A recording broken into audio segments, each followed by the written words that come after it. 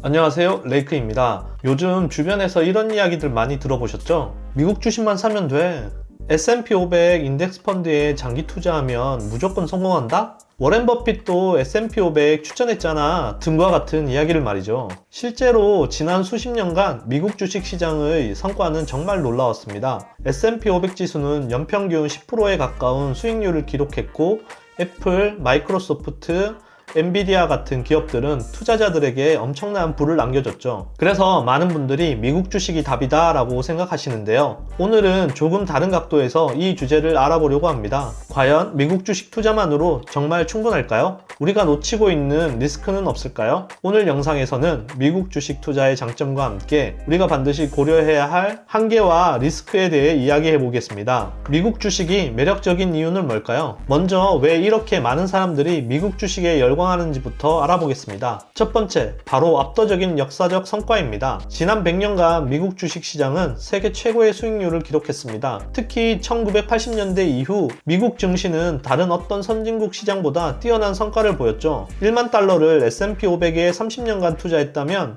배당금 재투자 기준으로 약 20만 달러 이상 됐을 것입니다. 두 번째, 세계 최고의 기업들이 모여 있습니다. 애플, 마이크로소프트, 구글, 아마존, 테슬라, 엔비디아, 세계를 주도하는 혁신 기업들이 대부분 미국 기업입니다. 우리가 매일 사용하는 아이폰, 윈도우, 구글 검색, 아마존 쇼핑 모두 미국 기업의 서비스죠. 세 번째는 투명하고 안정적인 시장 제도입니다. 미국은 투자자 보호 제도가 잘 갖춰져 있고 기업 공시와 회계 시스템이 투명합니다. 물론 완벽하진 않지만 많은 신흥국이나 다른 시장에 비하면 훨씬 안정적이죠. 네 번째, 달러 자산 보유의 의미입니다. 원화 자산만 보유하는 것보다 기축통화인 달러 자산을 함께 보유하면 환리스크 분산 효과가 있습니다. 실제로 원화 가치가 하락할 때 달러 자산이 방어막 역할을 해주기도 하죠. 이런 이유들로 많은 전문가들이 미국 주식 투자를 추천하고 실제로 성공한 투자자들도 많습니다. 그렇다면 문제가 없을까요? 우리가 놓치고 있는 것들을 한번 짚어보겠습니다. 첫 번째 문제는 과거 성과가 미래를 보장하지 않는다는 것입니다. 지난 100년간 잘 올랐으니까 앞으로도 그럴 거야 라는 생각은 정말 위험합니다. 1980년대까지만 해도 일본이 세계 경제를 주도했습니다. 니케이 지수는 1989년 거의 4만 포인트까지 올랐죠. 그런데 지금은 어떤가요?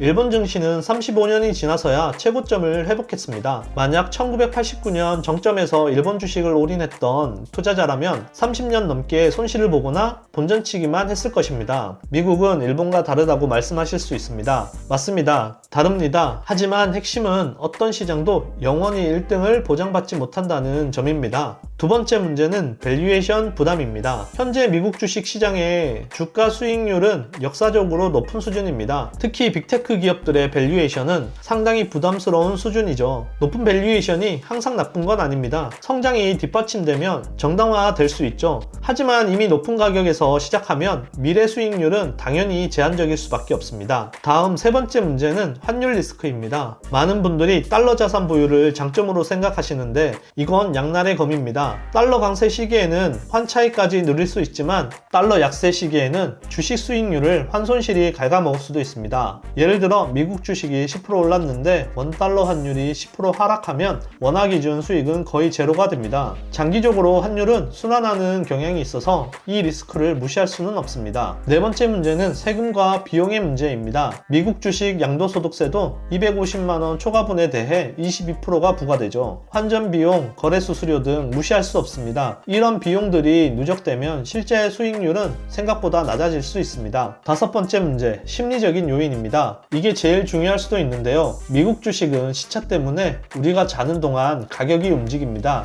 아침에 눈 떠서 확인하면 계좌가 마이너스 10%. 이런 상황에서 냉정하게 대응하기가 쉽지 않습니다. 또 국내 뉴스에서 다루지 않는 미국의 정책 변화나 기업 뉴스를 실시간으로 파악하기도 어렵죠. 정보 접근성에 한계가 있습니다. 하지만 이건 장기 투자자라면 크게 신경 쓸 문제가 아니기는 하지만 손실을 싫어하시는 분들은 문제가 될 수도 있다고 생각합니다. 그렇다면 미국 주식에 투자하지 말아야 할까요? 절대 아닙니다. 핵심은 미국 주식만 투자하는 게 문제라는 겁니다. 저는 나라도 분산 투자를 해야 한다고 생각합니다. 생각합니다. 많은 분들이 나는 S&P 500에 투자하니까 500개 기업에 분산 투자하는 거야 라고 생각하십니다. 틀린 말은 아닙니다. 하지만 이건 기업 분산이지 진정한 의미의 분산 투자는 아닙니다. 진정한 분산 투자는 지역 분산, 자산 분산, 통화 분산, 섹터 분산, 이 모든 것을 고려해야 합니다. 그리고 역사는 반복됩니다. 1970년대에는 일본 주식이 최고였습니다. 1990년대에는 일본이 무너지고 미국 기술주가 폭등했죠. 2000년대 초반에는 미국 기술주 버블이 터지고 원자재와 신흥국 주식이 급등했습니다. 어느 한 지역 한 자산에만 집중하면 큰 수익을 볼 수도 있지만 큰 손실을 볼 수도 있습니다. 시장은 계속 순환합니다. 가장 잘 아는 게 어찌 보면 좋은 걸 수도 있습니다. 많은 분들이 한국 주식시장을 폄하하시는데 객관적으로 보면 코리아 디스카운트 때문에 오히려 저평가된 우량 기업들이 많습니다. 삼성전자, 현대차, SK하이닉스, 네이버, 카카오, 이들도 글로벌 경쟁력을 갖춘 기업들입니다. 밸류에이션이 낮다는 건 위험이 아니라 기회일 수도 있습니다. 게다가 국내 주식은 환율 리스크가 없으며 정보 접근성이 좋고 양도소득세 부담이 적습니다. 너무 주식에 집중하는 것보다는 다른 자산군을 활용해야 합니다. 채권, 리츠, 원자재, 금 등도 포트폴리오에 포함시키면 변동성을 크게 줄일 수 있습니다. 주식이 하락할 때 채권이나 금이 방어해주는 경우가 많습니다. 그럼 구체적으로 어떻게 투자해야 할까요? 바로 코어 세틀라이트 전략입니다. 코어는 전체 자산의 60에서 80%를 차지하며 인덱스 펀드, ETF,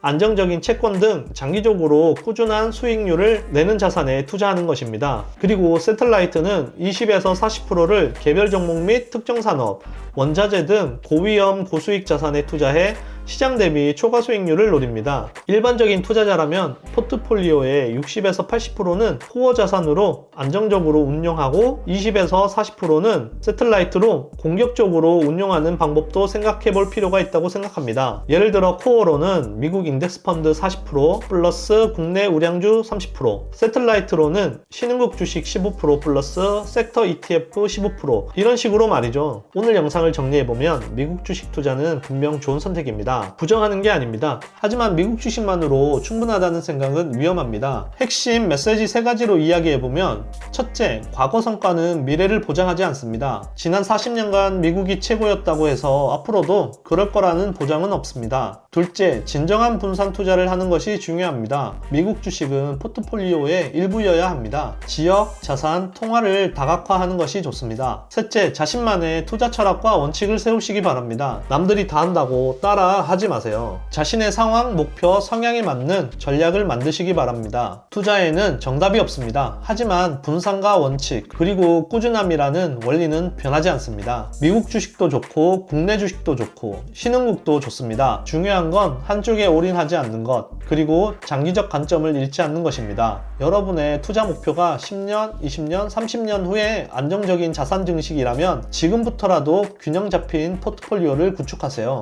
그럼 모두 성공적인 투자 되시길 바랍니다. 다음 영상으로 찾아뵙겠습니다. 감사합니다.